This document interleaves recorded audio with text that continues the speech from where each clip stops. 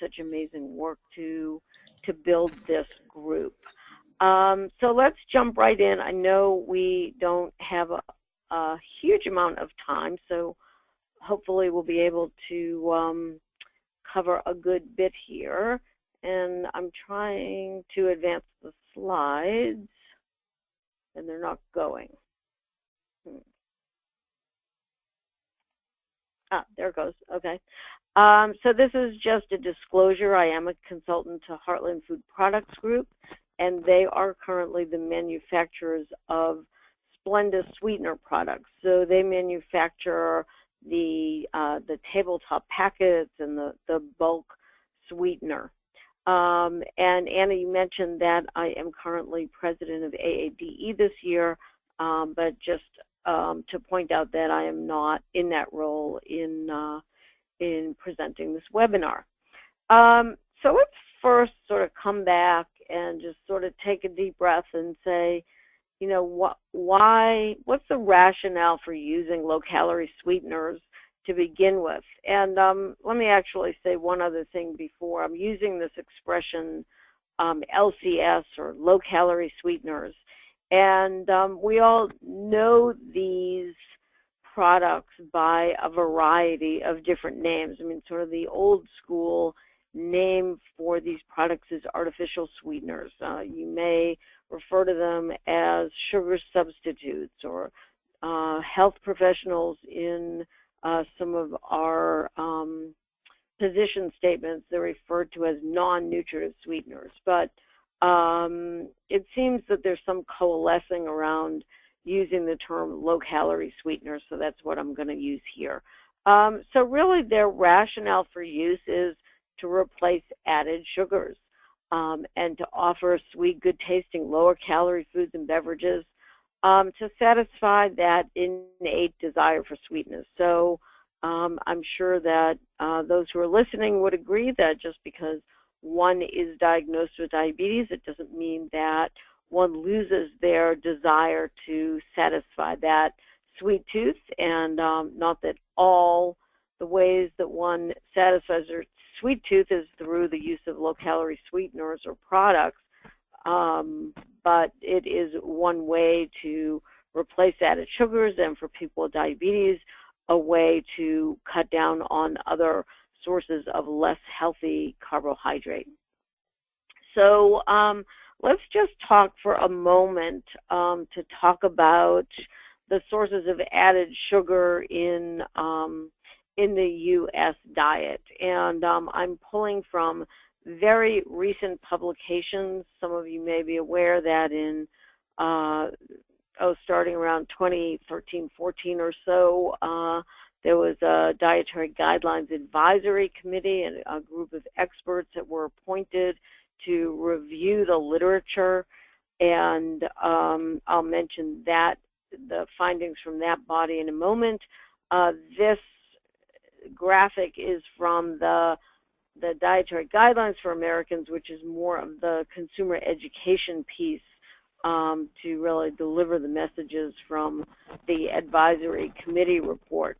But I think it is so important to understand that Americans are consuming huge amounts of added sugar, particularly in the source of sugar-sweetened beverages. So this slide just reviews that, but we are also consuming a lot of added sugars from snacks, snack food, and sweets. So just all told, Americans are eating about 270 calories of added sugars, which represents about 13% of our calories a day. So this was from the Dietary Guidelines Advisory Committee report, which came out March of 2015, talking about that there is growing evidence of health concerns. So we've always sort of thought, or at least in the last couple of decades, that as Americans have increased our intake of added sugars, that's not a healthy thing. But I would say in the last number of years, the scientific evidence has been growing in that area. So there's now strong evidence that added sugars can increase the risk of overweight and type 2 diabetes in adults. There's moderate evidence that added sugars can cause excess high blood pressure, stroke, heart disease, and high triglycerides. And I would say that all of these health situations are related. The Dietary Guidelines Advisory Committee recommended, there were these recommendations that we reduce added sugars to less than 10% of total calories, which is now in sync with the World Health Organization recommendation. And they also recommended that the FDA, who's responsible for regulations around the nutrition facts label, and the revisions of the nutrition facts label were ongoing over the last few years. The recommendation was made that FDA include total grams of added sugars on the label and the percent daily value. And lo and behold, I have to say I was quite surprised when just a few weeks ago the final regulations for the new nutrition facts label came out. And so there will be some distinct differences. That calorie, the word calories and the number of calories is going to be much bigger, but particularly in the area of total carbohydrate, that total sugars line will include the grams of added sugars, and there will be a percent daily value. So that will be the percent of that serving of food that comes from added sugars against a 2,000 calorie a day intake. But don't get too excited yet, because it won't be until mid-2018 that companies have to put the label into practice. Some smaller companies have until July of 2019. So the topics that I want to cover: safety regulations, a few items regarding benefits of low-calorie sweeteners, and then a couple thoughts on practical advice for use. So let's look at safety regulations and review first off. So low-calorie sweeteners are approved by FDA as food ingredients, either as a food additive, and that goes through a long and lengthy process. The other pathway for getting a low-calorie sweetener into the marketplace, notice I'm purposely not saying approved, is through a pathway called generally recognized as safe. And both of these processes, which have been in place at the FDA for many decades now, they follow, with food additives, they follow established rigorous protocols. Many safety studies are filed.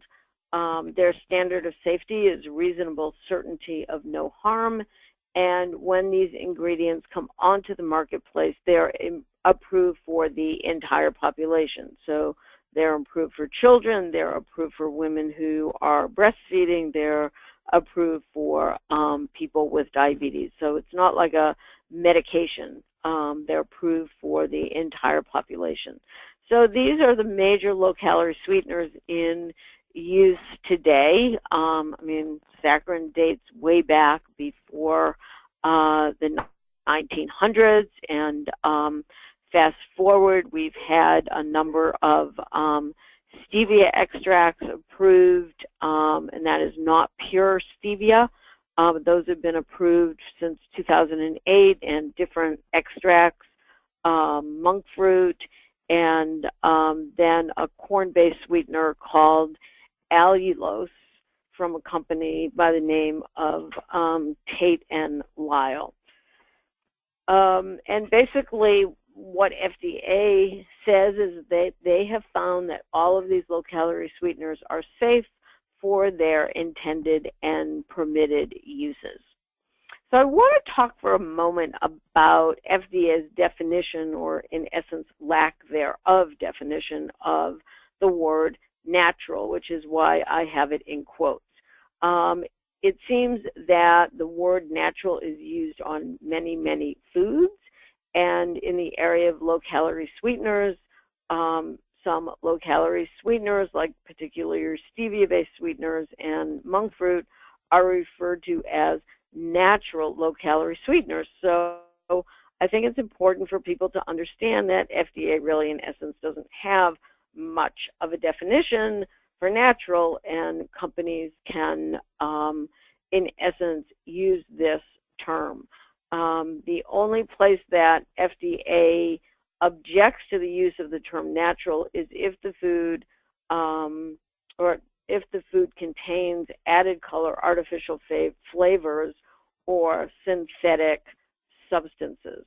I wanted to give you just a really quick update on this definition of natural, and this was just very, very recently that really Consumer Reports had some findings about the way that consumers perceive the word natural, and they really pushed the agency to take a look at this.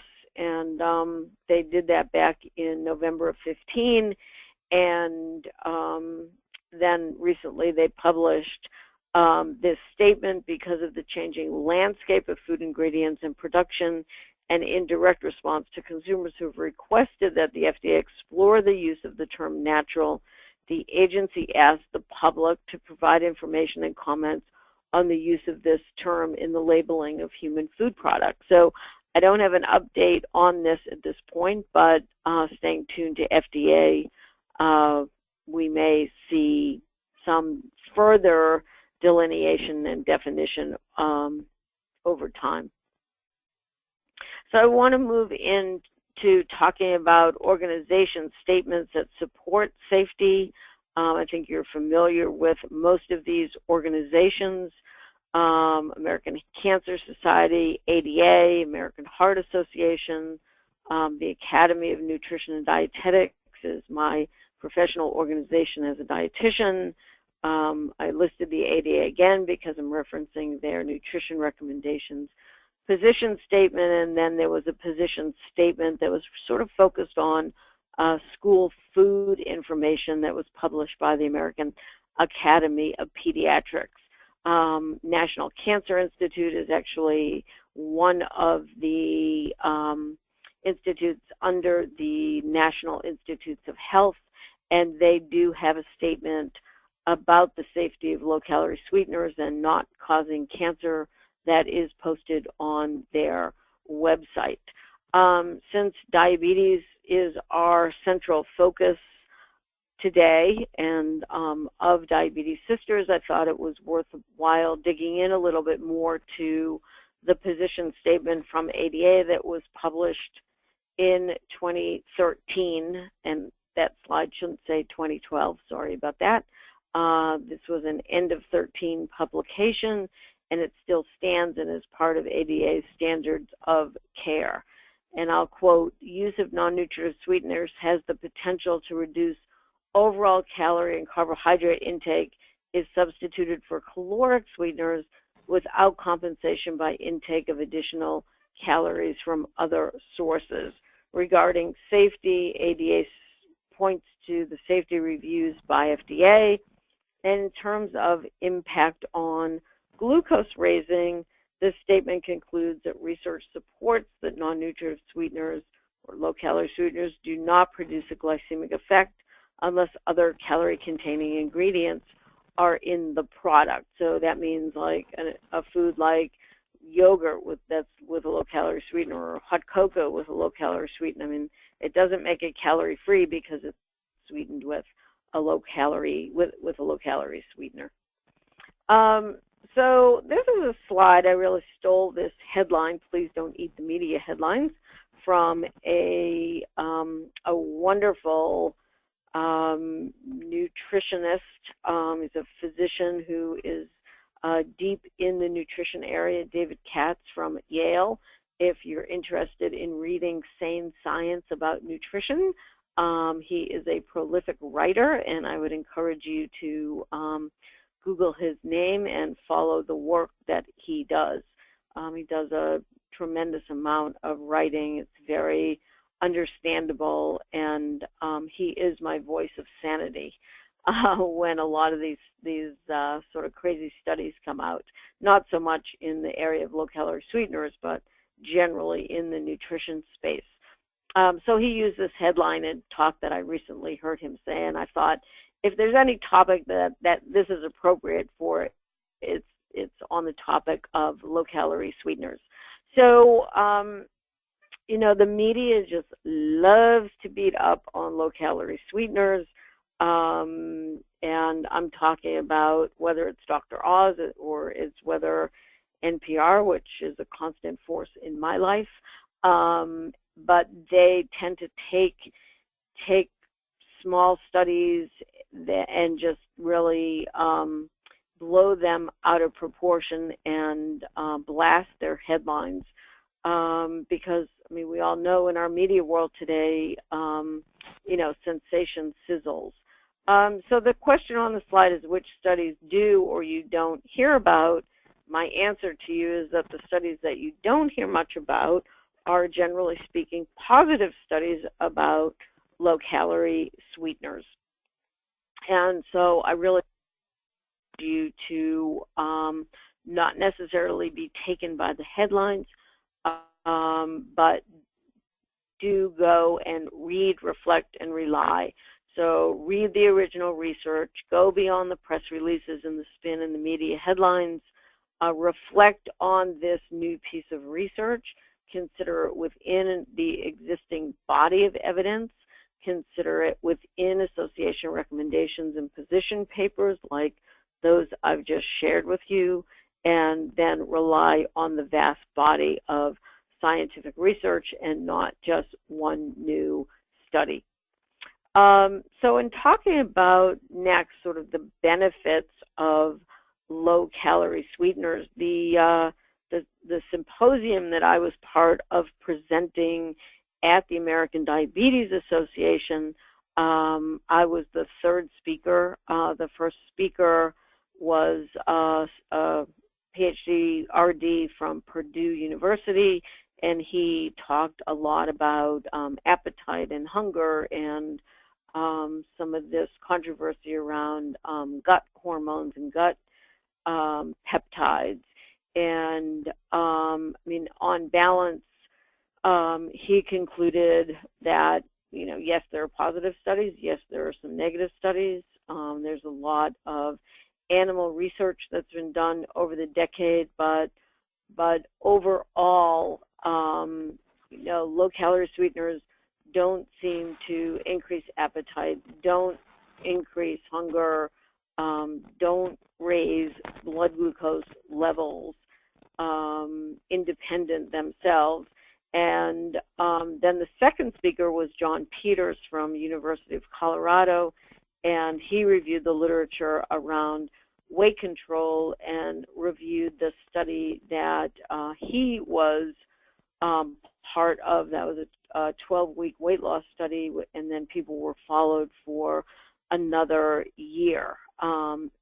So I'll talk a bit with one study on weight control, and then I'll talk for a moment about diet quality. So this actually is, I had mentioned,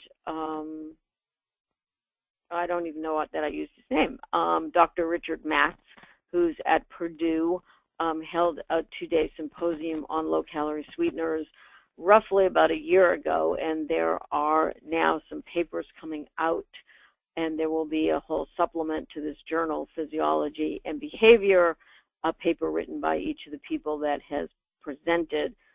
This happens to be a shot of the paper that John Peters wrote. He was one of the presenters at this seminar, as well as our talk at ADA. And I thought that the summary he provided was really excellent. The paper that he provided, and this is just a sentence from the summary, that, you know, the gold standard randomized control studies that have been done in humans consistently show that simple behavior changes made to control weight can overcome any proposed mechanism that might promote an increase in calories and weight gain. And this was a study that was done, if those of you who aren't familiar with the National Weight Control Registry, is a very long and large study that's observed the experience of successful weight losers,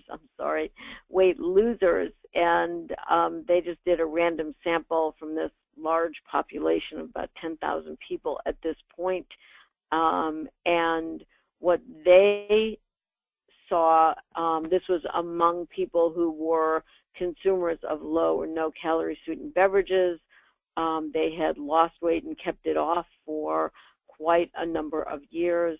These people regularly consumed low and no calorie sweetened beverages daily, and a great percent of people found that they helped them control their total calorie intake. And the top 5 reasons that they gave are listed on the slide.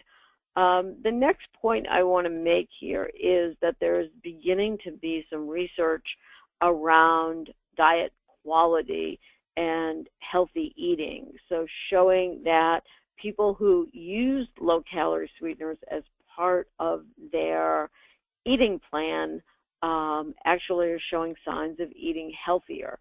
And the first study here was from 5 cycles of the Nutrition Health Examination Survey, which is a study that's done regularly in the United States to assess diet quality. And it showed that consumers ate more vegetables, whole grains, and low-fat dairy. And it was those consumers who were using low-calorie sweeteners.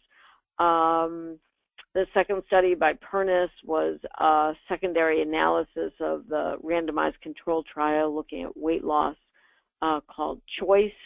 And I'll just go to that second bullet there, that individuals in the diet beverage group had a greater reduction of desserts compared to water drinkers. And this third study was very recently published. It is from the UK, and it's a national diet and nutrition survey similar to our N. Haynes study in the US. And it also showed that people who utilized low-calorie sweetened beverages or didn't consume sugar-sweetened beverages ate less calories and sugar than consumers of sugar-sweetened beverages. So very quickly, a couple of bits of advice. Low-calorie sweeteners by no means are a magic bullet to achieve diabetes and health goals in the face of overeating or unhealthy eating. People need to, if people want to lose weight, keep weight at a healthy weight, is to utilize low-calorie sweeteners within the context of a complete calorie control program that also integrates physical activity. So what I want people to think of is thinking of low-calorie sweeteners as a tool in your toolbox, a tool that you can use to ease and improve adherence and potentially achieve your nutrition, diabetes, and weight goals. And I created this slide because I think it's showing that really if you can use low-calorie sweeteners, I mean, whether it's Splenda in your coffee or tea, or it's a diet beverage that's sweetened with one of several low-calorie sweeteners, that if you can start to begin to make a few simple changes, that there's really a forward positive cycle that people can tend to experience. And wherever in this circle one begins to enter it, whether, let's start with weight control, say is that these products help one start to lose a few pounds or slow down a weight gain trajectory. That weight loss can impact blood pressure. It can impact lipid control. It can impact glycemic control. It can improve diet quality. And what I say to people that I work with is success breeds success. So I would encourage people to think before you drink. reducing added sugars from sugar-sweetened beverages. Certainly, water is a preferred beverage choice, but there are other items that are listed on the slide as a way to drink with very few calories. And I think because of time, I'm just going to skip over this slide and see if we can fit in a couple of questions. So, Anne, I know you mentioned that there are a couple questions, and do we have a hard stop at the half hour? Hi, Hope. No, we actually don't, and we do have a couple of questions in the queue. So, thank you for first and foremost. Thank you for this really great information. And then we'll start with the questions. Right now, we have 4 in the queue. The first one is: can you discuss the validity of diet sodas, diet soda pop, with people that live with diabetes? Because there has been so much controversy about that. So the question is, can I what? Can you discuss the validity of it? Like, how valid are the myths that we are hearing about? Yeah, I mean, great question. Totally understandable that it is really confusing. To me, they are myths. There have been a bunch of the headlines have come from what we call observational studies. So big databases of longitudinal studies that researchers mine for, say, consumption of diet beverages, and those have been the common ones. The findings from those, I would say, on par is some of them have found that, yes, when those populations are studied, there's been a little bit of weight gain. Others have found a little bit of weight loss. The reality of the matter is there's something called reverse causality that is applied to a lot of these studies, and the point being that, well, who's consuming these products?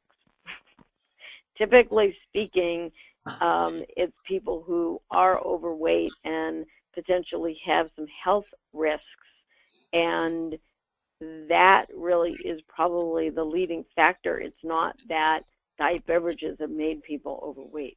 And it was some of those studies that really pushed some researchers to do the studies that I was talking about, the CHOICE study and the study by Peters. And both of those studies, among a few others, recently have shown that the use of low-calorie sweetened beverages, when used judiciously and used within the context of a calorie-controlled eating plan, can actually be more successful than water at helping people achieve that sort of gold standard, greater than 5% of weight loss. Okay, thank you. The next question is, can you compare and contrast Splenda with Truvia? So I'm not going to really compare and contrast. So one thing that's really important to understand is that each of the low-calorie sweeteners, the only commonality is that they sweeten. After that, they're all completely different. Splenda is the base ingredient. The ingredient that was approved as a food additive by FDA is sucralose. In packets, and this is true through all of the packets or bulk the bulk products, they are bulked with an ingredient, either it's dextrin or maltodextrin, because these sweeteners are so intense. If that was all that was in those packets, it wouldn't even be a speck. So they need to bulk them, and that's where the very few calories, like 4 calories in a packet of, I mean, that's pretty much across the board. that's where those calories are coming from. It's actually not the sweetening ingredient. Truvia is the base ingredient, the high-intensity sweetener, is a steviol glycoside. And so that's a stevia-based sweetener. So I can't really compare and contrast. You know, as someone who's worked in the area of low-calorie sweeteners for more than 20 years now, I have to say that I think taste is in the perception of the taster. It's in your taste buds. I personally pick up bitter taste really easily on my taste buds, and I must have strong bitter taste buds. But so my preference is something like Splenda, which has a cleaner, sweet, sugar-like taste to me, versus like a Truvia or a Saccharin that has more of a bitter aftertaste. So, no, I would say they're all safe. Use what you like. Okay, so the next question is, and you mentioned this a little bit when you were talking about Truvia. The follow-up question is stevia okay? Is it safe to use for people that live with diabetes? So again, let's go back to what I was saying. So I want to make it really, really clear that when you're using the sweeteners that are stevia-based, that is not like stevia from the plant. You can go into a supplement store and you can buy what's called pure stevia. Pure stevia never went through the GRAS notification process with FDA. And I mean, it's up to you whether you feel that the steviol glycosides, you know, in your mind are, you know, more quote unquote natural than, you know, a sucralose and aspartame or other food additives. Personally, I think food additives have been researched way more than the steviol glycosides. Okay, thank you. And then the last question that we have, and then we'll wrap it up because we're a little bit over on time, is do you encourage baking with low-calorie sweeteners for people with diabetes rather than using sugar? Are there any studies on heating stevia or other low-calorie sweeteners to high degrees of over 350 degrees, and is that safe? So that was about 5 questions. So oh gosh, I mean, you know, we can go culinary or we can go scientific here. But let me see if I can break this apart a little bit. The only sweetener to date that where there are not safety issues, but the sweetener, when exposed to high heat for a period of time, loses its sweetness. That is true with aspartame. You can cook and bake with any of the low-calorie sweeteners. Again, it's a taste profile. What is the taste that you like? The bigger thing from a culinary vantage point is that these sweeteners are not sugar. And sugar, the good old granulated stuff or brown sugar, it has a lot of roles in cooking and baking, particularly baking. I mean, it adds bulk, it caramelizes, it adds texture to food.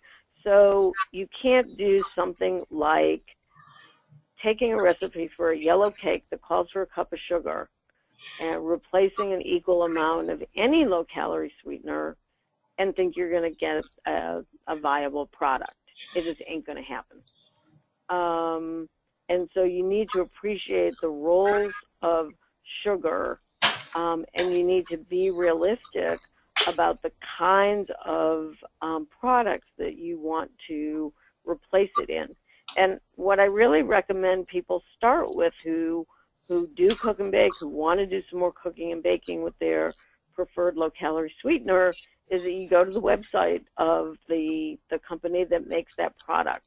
And most all of them, I certainly know Splenda does, have a deep recipe file for, you know, recipes, whether it's beverages or whether it's cakes or whether it's, you know, breakfast items, dessert items, etc., smoothies that you can make. And my attitude is that these recipes have been developed by culinary experts, and you might as well, you know, at least get started with those recipes.